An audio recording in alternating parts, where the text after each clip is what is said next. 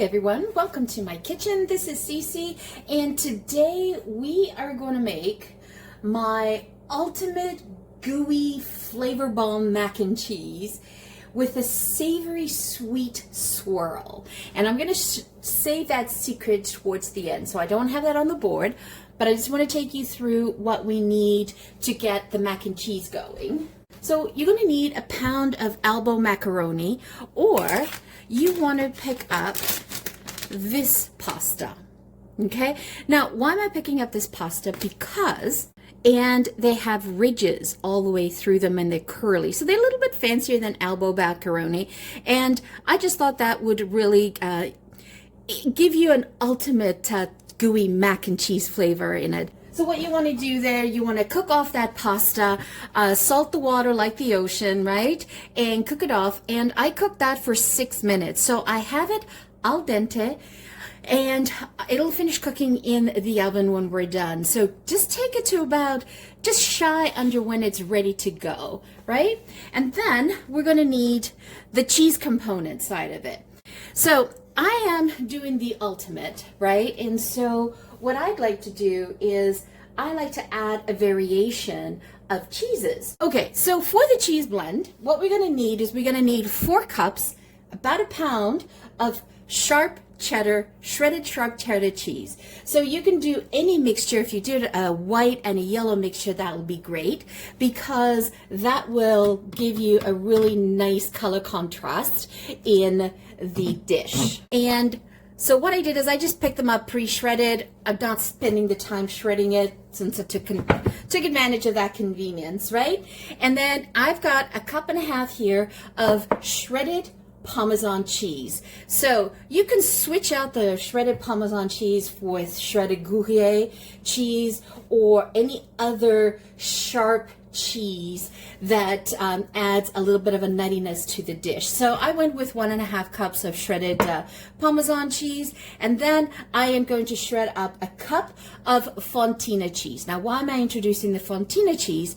Because Fontina gives you that gooey stretching in the cheese when it's all baked out. So that's what we're going to do there. Now, the secret of making it ultimately gooey and cheesy is you add in 4 ounces, half a cup of cream cheese. Now, you could add cream cheese or you could add brie cheese. It does the same thing, but brie cheese is on the expensive side, so I did the cream cheese. I did full fat 4 ounces of cream cheese. I have tried the light cream cheese, doesn't quite do the trick for me. So you want to go full fat cream cheese. It's 4 ounces, but that is what's going to bring that gorgeous gooiness into the dish. And then, so what we're going to do is we're going to make the bechamel sauce, and this is the cheese sauce base. And really the bechamel sauce ends up being a Mornay sauce because we end up adding cheese to it.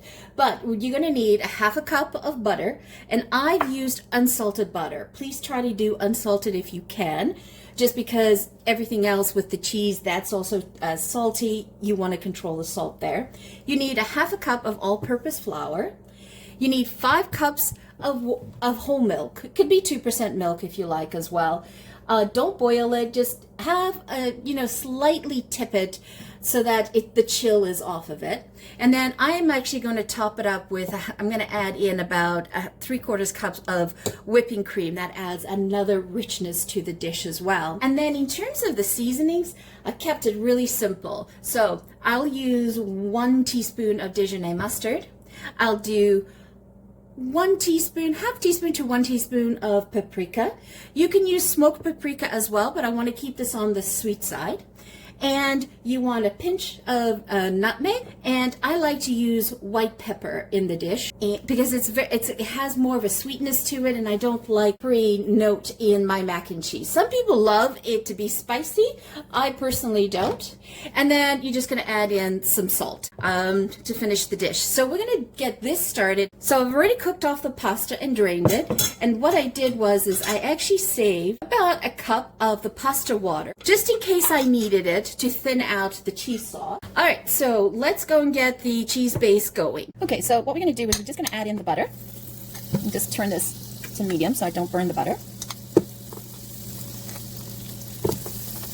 I've forgotten to mention to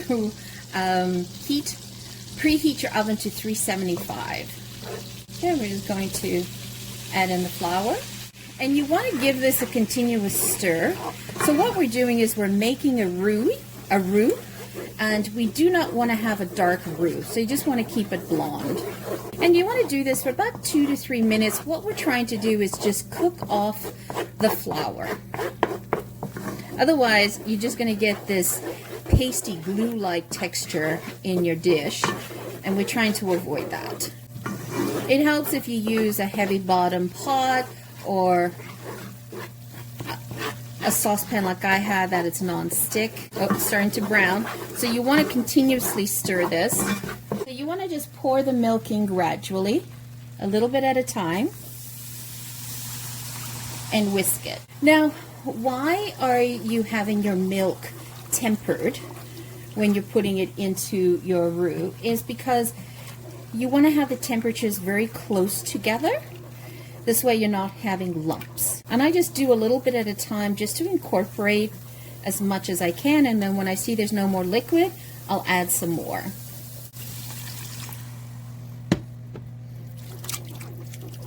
Okay, see, and now it's starting to get a little bit more difficult for me to use the whisk. That's telling me time to add more milk. Now, what I've decided to do is add 4 cups of milk and 1 cup of cream. Or you could do 5 cups of milk.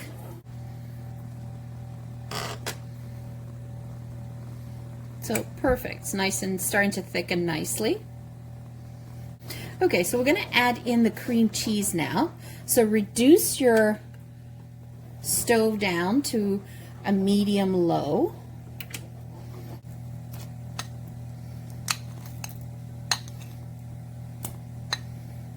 As I said, you could definitely use brie cheese instead of cream cheese. Depends on your budget. But either one, melt that directly into the sauce. And the cream cheese will also add a little bit of a tanginess to the dish as well. So we're going to be doing like a sweet and savory type of dish. And so you want to introduce all of these flavors. Okay, so this is looking good. Let's reduce the stove to low. Let's keep that to low. And now we're going to add in the cheese a little bit at a time.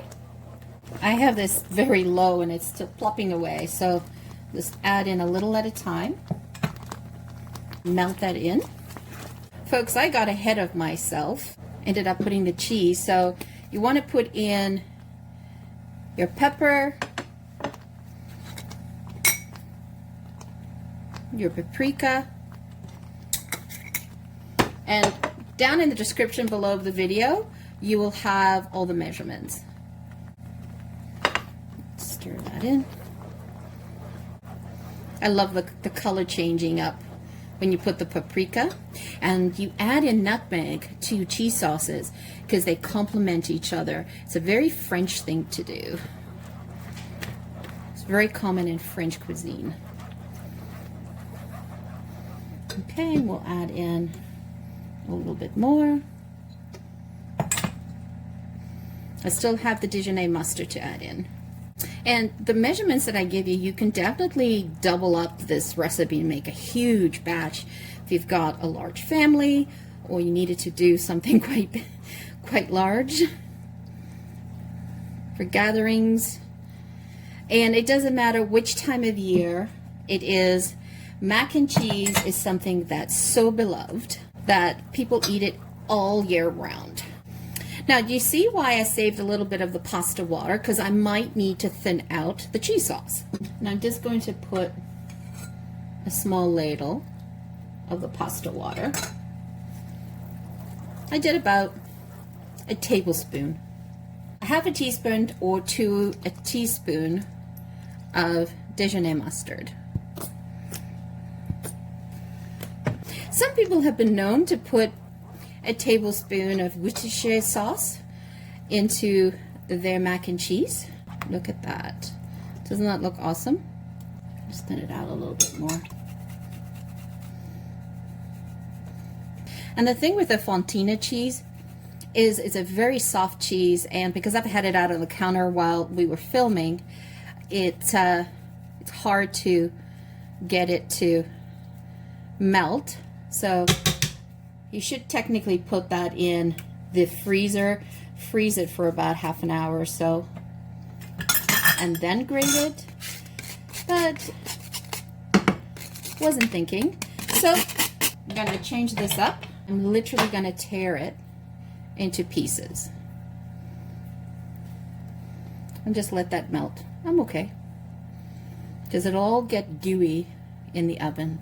Fontina cheese is a wonderful cheese for melt, for the melt factor. All right, so now let's go make this magic ultimate savory swirl that I was talking about.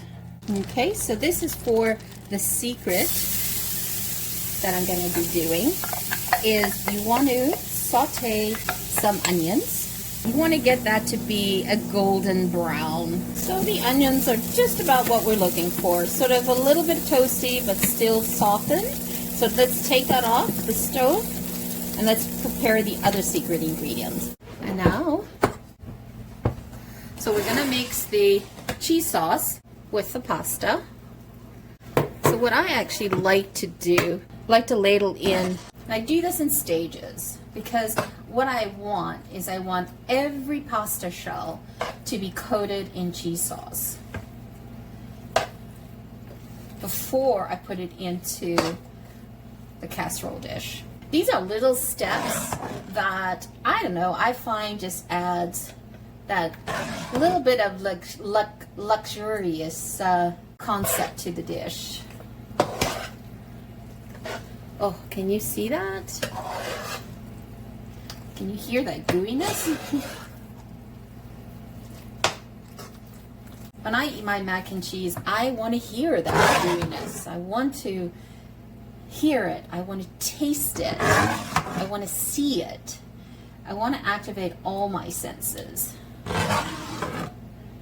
Now, this mac and cheese, this ultimate gooey mac and cheese with the surprise, the savory surprise that I'm talking about, I don't do this every day. This is a special occasion mac and cheese, just because it's very rich. But it's great for a dinner party. Nice homey dinner party. Look at that gooiness. Woo! Now that is an ultimate dish. All right, we're going to put this aside, and now let's look at the secret. So this is the secret. So you saw me saute an onion. That's a whole onion that I caramelized in a little bit of butter. And then I took 6 to 8 rations of maple bacon, maple flavored bacon, and I made them nice and crisp, but I didn't burn them. So you can see they're not burnt at all. They're really crisp. See that? So you can hear that.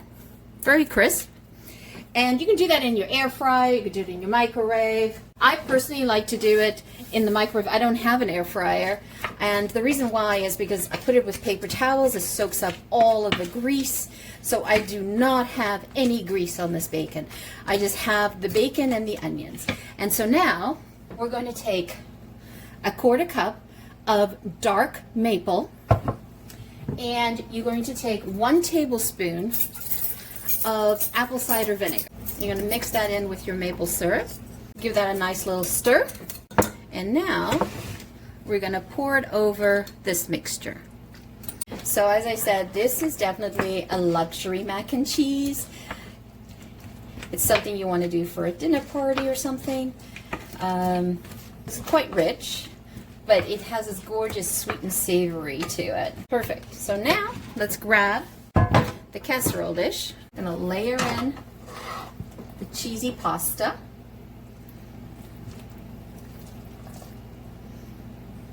I don't like to dump the first layer in. I like to sort of organize it. Spread it out. Try to get it all into the nooks and crannies.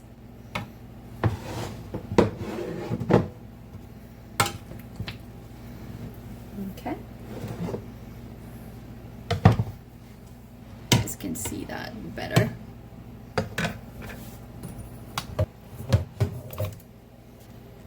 Then you're going to take this mixture and you're going to scatter it.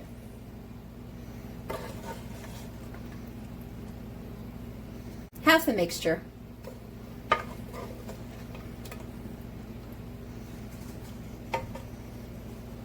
I take a little bit of the maple syrup, make sure I get something in all the corners, and then I just take a spoon and mix it up, because we want every bite that someone takes to have some of this in it.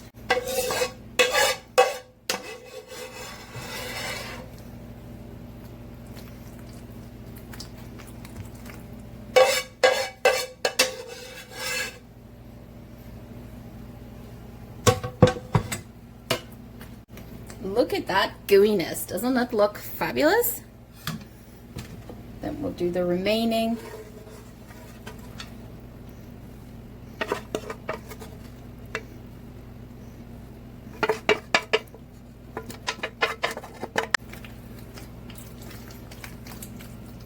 Listen to that cheese. Mix it all in.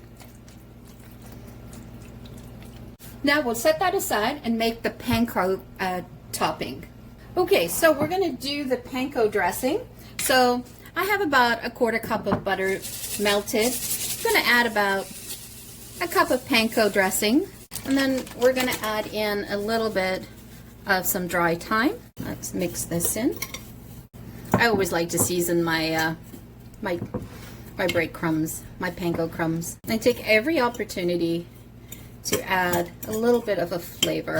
So when you're eating it, you have these different explosions in your mouth. A pinch of white pepper and a little bit of paprika, because those are the ones that we have in the dish. And I'm not adding any salt, because the melted salt that the melted butter that I had was actually salted. So now let's dress this. The way I like to dress it is just sprinkle them on top. I try to use a fork or a spoon, mostly a fork, just because it helps control my heavy-handedness, because I tend to, if I use my hands, I tend to sort of concentrate things all in one space, and that doesn't bode well for the topping, does it? I mean, if you have another way of doing it and you want to share it in the comments, I would appreciate to learn from you guys. I finish it off with a sprinkling of Parmesan cheese on top. So I told you that this is a special occasion mac and cheese. A lot of cheese, but it's definitely got that gooey-gooey-ness to it. And if you have leftover cheese sauce, which I did have, so I'm just going to keep that sauce because it's really a Mornay sauce. Perfect. All right, so we're going to pop that in the oven. It's at 375. So pop it in and take a look at it in about 20 minutes. All you're really looking for is a nice golden toast on the top, because everything is cooked, baked. You do not need to worry about baking all of that because it's all done. All right, so let's put that in the oven. Look at how gorgeous that came out. That was 20 minutes, and then I just let it rest for a few more minutes. And so now let's dig in here.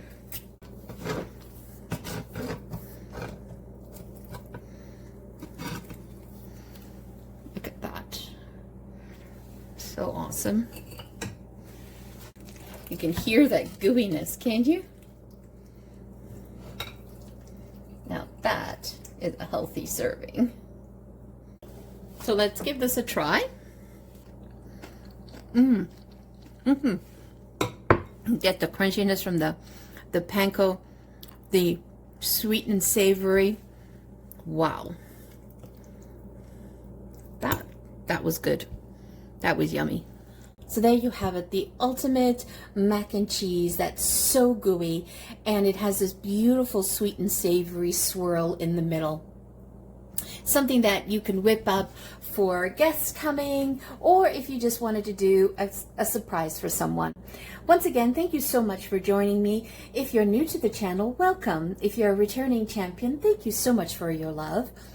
I was wondering if you could do me a favor. We are trying to grow this channel, and we would appreciate it if you have not yet hit the like or subscribe button to go ahead and do that now. That helps our channel grow, and looking forward to seeing you back again. Once again, thanks for joining me. Have a fabulous day. Ciao for now. Don't forget to hit subscribe.